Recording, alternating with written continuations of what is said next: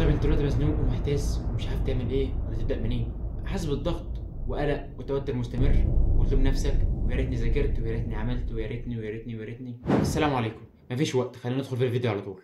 جدول الامتحانات نزل وانت لسه مذاكرتش ولسه ما فتحتش كتاب ولسه مراكم. بس خليني اقول لك ان مفيش وقت، مفيش وقت بمعنى ان مفيش وقت حتى تسمع الفيديو على 1 اكس، خلي على 2 اكس او على 1.5 لو عرفت.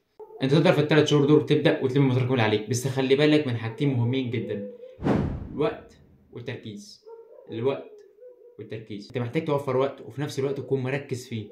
وعشان تظبط الحاجتين دول، الوقت والتركيز، لازم تاخد بالك من 3 حاجات. واول حاجه ما تجيش على النوم.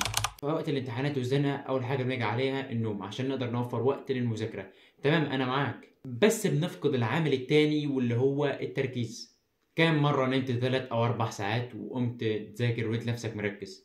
ومهما شربت منبهات او قهوه، المعلومه بتتكرر مرتين او 3 عشان تتفهم. فالحاجة اللي بتخلص في 20 دقيقة ممكن تخلص في ساعة أو أكتر، وفي النهاية هتلاقي معادلة خسرانة.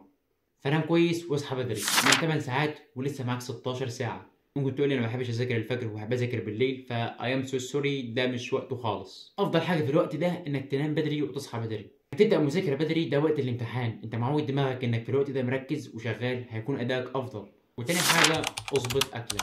الأكلات لما بتاكلها بتتكاسل وبقى عندك خمول وبتتقلب على أقرب مخدة جنبك، زي المشويات والأكلات الدسمة دي.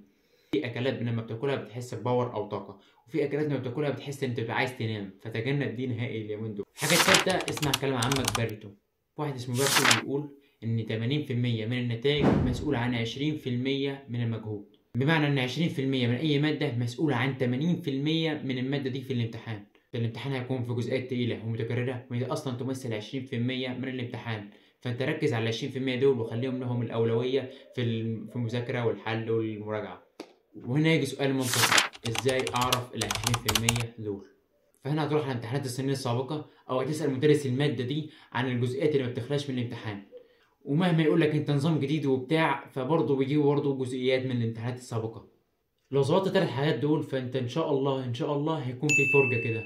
اصل انت نايم كويس، صاحي الساعه 4 الفجر، واكل اكله مش هترخمك، ما عندكش اي مناسبه اجتماعيه، وكمان مركز، صاحي مركز على اللي انت هتعمله.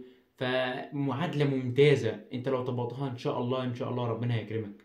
بس خليك فاكر ان دول اخر 3 شهور، فما ينفعش فيهم اي مشتتات. فالسوشيال ميديا بطل، اي حاجه تشغلك بطلها خالص نهائيا، لان دي اخر 3 شهور. فبعد كده هيكون في شهرين مثلا او شهر هيكون في فرصه برضه، بس الموضوع هيبقى اصعب واصعب. فالزتونه باختصار الثلاث حاجات: اول حاجه النوم، ما تجيش على النوم لان انت من غيره مش هتبقى مركز اصلا. ثاني حاجه، اظبط اكلك قدر الامكان خصوصا الايام دي، وما تاكلش اكلات ترخمك او تكلمك. ثالث حاجه، اسمع كلام عمك برضه، واللي هو ركز على الحاجات المهمه، مش لازم بالتسلسل.